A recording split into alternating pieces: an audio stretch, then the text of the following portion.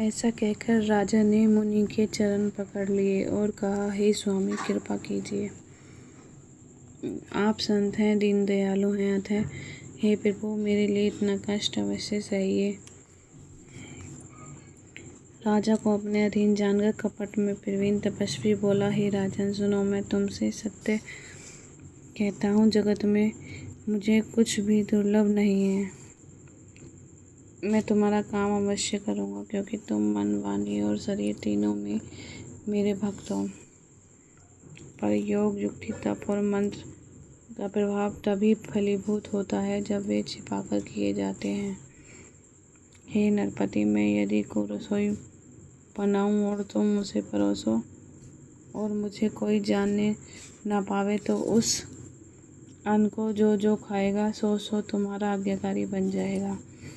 यही नहीं, उन भोजन करने वालों के घर भी जो कोई भोजन करेगा, हे राजन, सुनो, वह भी तुम्हारे अधीन हो जाएगा। हे राजन, जाकर यही उपाय करो और वर्ष भर भोजन कराने का संकल्प कर लेना। नित्य नए 1,00,000 ब्राह्मणों को कुटुंब सहित निमंत्रित करना। मैं तुम्हारे संकल्प के काल अर्थात 1 वर्ष तक प्रतिदिन भोजन बना दिया करूँगा। हे राजन, इस प्रकार बहुत ही थोड़े परिश्रम से सब ब्राह्मण तुम्हारे वश में हो जाएंगे। ब्राह्मण हवन, यज्ञ और सेवा पूजा करेंगे तो उस प्रसंग संबंध से देवता भी सहज ही वश में हो जाएंगे। मैं एक और पहचान तुमको बताई देता हूँ कि मैं इस रूप में कभी ना आऊँगा। हे राजन, मैं अपनी माया से तुम्हारे पुरोहित को हर लाऊंगा, तप के बल से उसे अपने समान बनाकर 1 वर्ष तक यहाँ रखूँगा। और हे राजन, सुनो, मैं उसका रूप बनाकर सब प्रकार से तुम्हारा काम सिद्ध करूँगा। हे राजन, रात बहुत बीत गई, अब सो जाओ। आज से तीसरे दिन मुझसे तुम्हारी भेंट होगी। तप के बल से घोड़े सहित तुमको सोते ही मैं घर पहुँचा दूँगा। मैं वही पुरोहित का वेश धर कर आऊँगा, जब एकांत में तुमको बुलाकर सब कथा सुनाऊँगा। जब तब तुम मुझे पहचान लेना। राजा ने आज्ञा मानकर शयन किया और वह कपट ज्ञानी आसन पर जा बैठा। राजा थका था, उसे खूब गहरी नींद आ गई। वह कपटी कैसे सोता, उसे तो बहुत चिंता हो रही थी।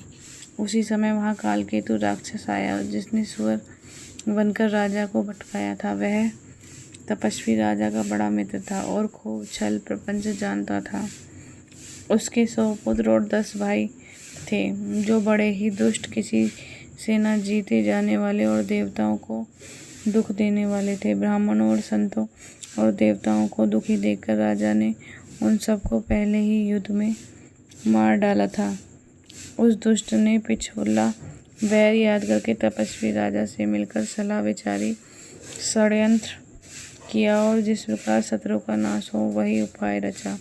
भाविवश राजा प्रताप भानु कुछ भी ना समझ सका। तेजस्वी शत्रु अकेला भी हो तो उसे छोटा नहीं समझना चाहिए। जिसका सिर मात्र बचा था, वह राहु आज तक सूर्य चंद्रमा को दुख देता है।